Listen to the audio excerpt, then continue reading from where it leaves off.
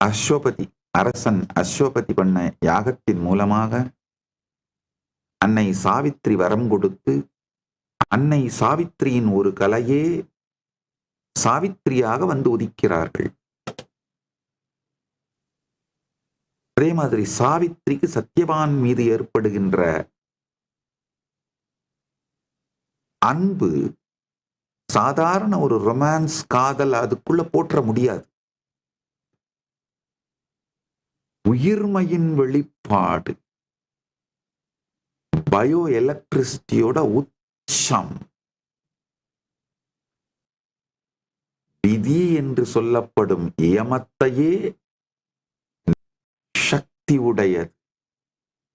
சாவித்திரியினுடைய கதையிலையும் central drama என்னன்னா, சாவித்ரி யமனை எதிர்கொண்டு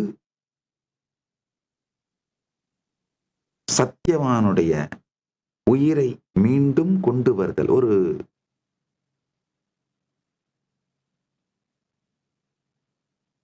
deepest of life we have to overcome. நல்லா புரிஞ்சுக்கோங்க. இந்த ஷேர்டு ரியாலிட்டியில பதிஞ்சிருச்சுன்னா அதைத்தான் நம்மளுக்கு கான்பிடன்ஸே இல்லாம எலக்ட்ரிசிட்டி கொலாப்ஸ் ஆயிருக்கு. இந்த ஷேர்டு ரியாலிட்டியில யமம்னு சொல்லப்படுற விஷயங்களை கூட நம்மால் வென்றெடுக்க முடியுங்கிற சக்தி நம்முடைய கான்சியஸ்னஸுக்கு உண்டுங்கிறத வெளிப்படுத்தி அந்த அளவுக்கு பயோ எலக்ட்ரிசிட்டியை ரேஸ் பண்ணி அதனால் வெற்றி அடைவதைத்தான் இந்த அருமையான கதை விளக்குகிறது.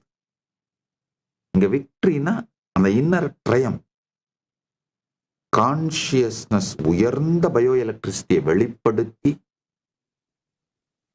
யமம் என்று சொல்லப்படுகின்ற ஷேர்டு ரியாலிட்டியில இருக்கிற நியதியையே டிரான்ஸ்ஃபார்ம் பண்ணி ஜெயிப்பது. அததான் அரவிந்தர் விளக்கிறார்.